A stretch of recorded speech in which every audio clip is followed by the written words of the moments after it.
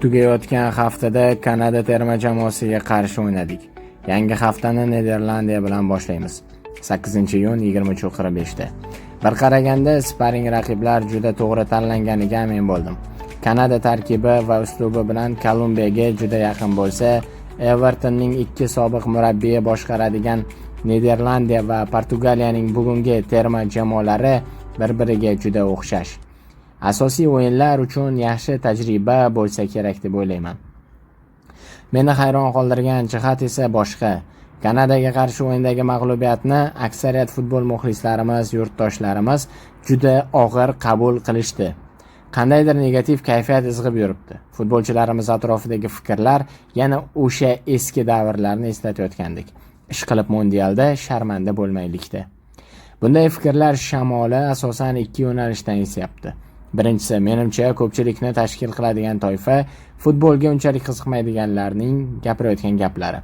Ular deyarli futboldan uzoq, asosan choyxonadagi gap so'zlar yoki jahon chempionati finali kabi katta o'yinlar orqali bog'lanishgan.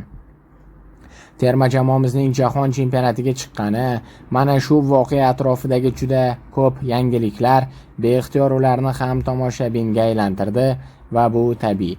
Jahon futbolidagi kuchlar muvozanati, o'zbek futbolining u yerdagi o'rni haqida yetarlicha ma'lumotlar bo'lmagach, albatta turli yuzaki fikrlar, terma jamoamizga ishonch bildirilgan, g'alaba tilangan balandparvoz gaplar orqali vaziyatga baho berishadi. Kanada esa ular uchun ekzotika. Faqat xokkey o'ynashni biladigan mamlakat. Ularni yutish shart albatta. Qisqasi, o'zbeklar ham jahon futboliga kirib boryapti degan fikrda ertalab vaqtli turib televizorni qo'ygan o'rtacha o'zbek kishisi yengil shokka tushdi. Kanada bizni qarabsizki 2-0 hisobida yutib turibdi. Tasodifan emas. O'yin borasida ham tasodifan emas. Rostakasimiga yutdi. Shu paytgacha faqat nomini va juda zo'r o'yinchi ekani qulog'iga chalingan Eldor Shomurodov esa juda qulay vaziyatda gol ura olmayapti. Tabiiyki, futboldan uzoq insonga xulosa uchun yetarli manzara, bugungi negativ fonda ularning ham ulushi katta. Bizning futbol hali ham odam bo'lmabdi-ku, hali ham shu Kanadaga ham yutqazadimi va hokazo gaplar. Ikkinchi toifa, terma jamoamizga haddan tashqari ishonch bildirib yuborgan futbol muxlislari. Bilmadim, kim hammani Kolumbiya bilan durang o'ynash, Kongoni yutish hech gap emasligiga ishontirib qo'ydi, hayronman. Qaytaraman, O'zbekiston K guruhining outsider jamoasi hisoblanadi. Bu fakt. Hattoki Kongo ham bizdan yuqoriroq o'rinda turadi va ulardagi asosiy futbolchilar APL va Fransiya chempionatlarida to'p surishadi. Bu fakt. Xo'sh, bu degani futbol ko'rmaslik kerakmi? Yo'q, albatta. Umid qilish mumkinmi? Ha. Qaysidir Yevropa chempionati paytida Florian Malouda ismli fransuzning bir gapi ham esimdan chiqmaydi. Adashmasam Frank Ribery jarohat olgach, o'sha paytlarda Chelsea safida ishonchli o'ynay boshlagan Maloudaga umid bog'lashadi. Men terma jamoada shuncha payt o'ynagan bo'lsam ham atiga 3 ta gol urganman. Ya'ni men Platini yoki Zidane emasman. Ha, kim uchundir ortiqcha ishonch ham o'zini noqulay his qilish uchun yetarli sabab. Andrey Arshavinning mashhur gapi bor. Sizlarning kutilmalaringiz bu sizning muammoingiz. Rossiya terma jamoasi Euro 2008 turniridagi furordan keyin jahon chempionati saralash o'yinlarida muvaffaqiyatsizlikka uchraydi. O'sha kunlarning birida terma jamoa bazasiga kirib borgan, kayfi oshgan bir muxlisga Arshavinning aytgan so'zlari rosa mavzu bo'lgandi. O'sha o'z darajasidan bir pog'ona yuqori o'yin ko'rsatgan Rossiyadan keyingi musobaqada bir pog'ona past o'yin ko'rsatishini ham kutish mumkin, lekin muxlislar buni qabul qila olmagan. Ha. Arshavinning so'zlari qo'pol chiqqan. Bir noadekvat muxlisga emas, butun xalqqa qaratilgandek tuyulgan.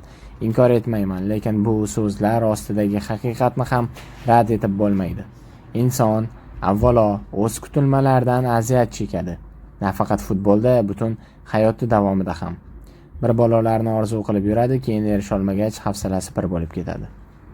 Vaziyatni real baholamasdan, ko'prog'ini xohlash, amalga oshmagan paytda esa o'zini baxtsiz his qilish, omadsiz his qilish yoki balobattar tuyg'ularni his etish juda ko'pchilikda odatga aylangan. Bu esa atrofini baholash, hodisalarga qiymat berishda xalaqit qiladi. Endi biroz faktlar haqida gaplashamiz. Yaqinda Abduqodir Husanov so'nggi mavsumda o'z narxini oshirgan futbolchilar qatoriga kirgani, endi uning qiymati 50 millionga chiqqani haqidagi xabarni o'qigan bo'lsangiz kerak. Go'yoki bu xabar bizning guruhdan chiqishimiz uchun kifoyadek tuyuladi. To'g'rimi? Endi davom etamiz. O'zbekiston terma jamoasining transfer market portali ma'lumotlari bo'yicha umumiy narximiz 85 million yevroni tashkil qilayotgan ekan. Biz go'yo yutishimiz shart bo'lgan Kanada terma jamoasining umumiy narxi esa qariyb 2,5 barobar bizdan baland. Salkam 200 million yevro. Bu hammasi emas. Jamoa narxini 1-2 yulduz, jumladan Abduqodir Husanovning narxi ham keskin oshirib yuborishi mumkin, ammo bu to'liq kartinani bermaydi. Tarkibdagi muvozanat, kuchli futbolchilarning ko'proq ekani ham ahamiyat kasb etadi. Xullas, O'zbekiston terma jamoasida narxi 2 million yevro yoki undan balandroq bo'lgan futbolchi atiga 5 nafarni tashkil qiladi. 1 million yevrodan ortiq bo'lganlar 14 ta. Endi Kanadani ko'rib chiqamiz. Ushbu terma jamoa tarkibida 18 nafar 2 million yevrodan qimmat narxdagi futbolchi bor. Bizda nechta edi? 5 tagina edi. 5 nafar futbolchisi 10 million yevrodan ortiq baholangan. Bizda bunday futbolchi 1 nafar. U ham bo'lsa Abduqodir Husanov. Guruhdoshimiz Portugaliya terma jamoasining umumiy narxi 1,01 milliard yevro. Kolumbiyaniki esa 302 million yevro. Ularni qo'ying. Keling guruhimiz outsideri. Bizning nazarimizda outsideri. Yutishimiz shart bo'lgan Kongo bilan solishtiramiz. Kongo Kanadaga nisbatan biroz arzon, lekin bizdan qimmat. 143.9 salkam 144 million yevro. Tarkibida 16 nafar 2 million yevrodan qimmat futbolchisi bor. Eslatib o'tamiz, bizda bunday futbolchilar 16 ta emas, 5 tagina. Kongoda narxi 10 million yevrodan yuqori bo'lgan 6 ta futbolchi bor, bizda bitta. Narx ko'p narsani anglatmasligi mumkin, qo'shilaman. Boshqacha solishtirish ham mumkin. Quyida ikki terma jamoa futbolchilarining qayerda, qaysi chempionatlarda o'ynashi keltirilgan. O'zbekistonda Yevropa top 5 chempionatida o'ynaydigan futbolchi bittagina. Kongoda top 5 da o'ynaydigan futbolchi 11 ta. Yevropa top 10 da o'ynaydigan futbolchi O'zbekistonda 2 tagina. Kongoda 4 ta. Va Yevropada o'ynaydigan futbolchi Kongoda 9 ta. Osiyoda o'ynaydigan futbolchi O'zbekistonda 10 ta, Kongoda 2 ta. Mahalliy futbolchilar O'zbekistonda 13 ta jalb qilingan, Kongodan umuman jalb qilinmagan. Xo'sh, bu raqamlar bizga nimani anglatishi mumkin? Har bir futbolchi qayerlik, qaysi terma jamoaga mansub ekani bilan emas, aynan qaysi chempionatda o'ynashi bilan baholanadi.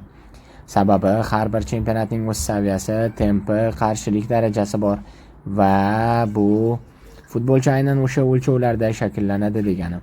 Bir mavsumda 40-50 o'yinda aynan o'sha chempionatdagi yuklamalar ostida maydonga tushadi. Mashg'ulotlar aynan o'sha tempga mos ravishda tashkil qilinadi. Ya'ni futbolchining tanasi, jismoniy ko'rsatkichlari, normativlari o'zi ishtirok etadigan chempionatga mos bo'ladi. Futbolchi har qancha mahoratli va malakali bo'lmasin, O'zbekiston Superligasi yuklamalari asosida shug'ullangan. APL tempiga dosh bera olmaydi. Shunchaki u yerda 30 daqiqa o'ynay olmaydi. Ba'zida aytaylik, Burnley Manchester Cityni yutib qo'yishi mumkinligini ko'ramiz. To'p to'maloq, maydonda hamma narsa bo'ladi, bu sport, lekin e'tibor berish kerak bo'lgan asosiy jihat har ikki jamoaning bir ligada to'p surishidir. Saviya va mahorat borasida Burnley Manchester Cityning tarkibi yer bilan osmoncha farq qilishi mumkin. Transfer marketda ham farq 10 barobar bo'lishi mumkin. Ammo ba'zida Burnley qarshilik qila oladi. Chunki yuqoridagi ko'rsatkichlar, yuklamalar bo'yicha ayni turnirning ishtirokchilaridir ikkisi ham. Agar jismoniy holat, normativlar yaqin bo'lsa, to'p to'maloq maydonda har kim ham g'alaba qozonishi mumkin. Ammo O'zbekiston Superligasining 10 nafar ishtirokchisi 10 nafar kuchli 5lik vakilini yuta oladimi?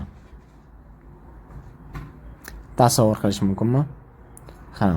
Bu ham mumkin. Juda kuchli taktika. O'z imkoniyatidan baland sakrash, biroz omad yordamida. lekin juda ko'p shartlar to'g'ri kelishi kerakki, mabodo aksi bo'lsa, bu uchun kayfiyatni buzish, kimlarnidir haqorat qilish reallikdan uzoqlikni anglatib qo'yadi. Saudiya Arabistoni o'tgan mundialda Argentina ustidan g'alaba qozongan. Undan ham zo'r misol bor. Mana shu arablar jahon chempionati 94-yilgisida Belgiya va Marokashni yutib, play-offga ham chiqqan. Bo'p turadi. Biz ham terma jamoamizdan mana shunday natijalarni umid qilishimiz mumkin. Ammo mana shu bir nechta misol ichida yana o'nlab o'yinlar borki, hammasi o'z qoidasi bo'yicha kuchli kuchsizni yengishi bilan tugagan. Buni hamma unutmasligi shart. Biz o'zi mundialga loyiqmizmi? Albatta, u yerda natija qanday bo'lishidan qat'iy nazar. Yo'llanmalar ko'paygani farqi yo'q. Biz o'zimiz uchun qo'yilgan vazifani muddatidan avval bajarib, ko'pchilikka nasib qilmagan chiptani qo'ldan kiritdik. Esingizda bo'lsa, Euro 2016 final bosqichi uchun jamoalar soni oshirilgach, ko'pchilikda e'tirozlar bo'lgan. Lekin bilasizmi, o'sha musobaqa saralashida syurprizlar ham ko'p kuzatilgan. Nega? Yo'llanmalar sonining oshishi ba'zi kuchliroq terma jamoalar uchun ishtirokni kafolatlamaydimi? Yo'q, bilasizmi? Yo'llanmalar soni oshib, imkoniyatlar paydo bo'lgach, odatda guruhlarda o'rtamiyona bo'lib, ko'p narsaga da'vo qilmagan jamoalarni ham qo'zg'atib yuborgandi. Albaniya, Islandiya, Gruziya, Vengriya, Uels kabi odatda yo'llanma uchun kurashmaydiganlar ham saralashni aniq maqsad va yuqoriroq o'rinni olish strategiyasi bilan boshlagan. Bu esa odatda osonlik bilan o'yinlarni yutib, bir-ikki raqiblar bilan chipta masalasini hal qiladigan ba'zi terma jamoalar uchun qo'shimcha noqulaylik tug'dirgan. Aytmoqchimanki, Osiyo uchun yo'llanmalar sonining oshgani bizning vazifamizni osonlashtirishi bilan bir qatorda Qatar, Suriya, Iroq, Iordaniya kabilarni ham xavfli raqibga aylantirdi, ishonavering.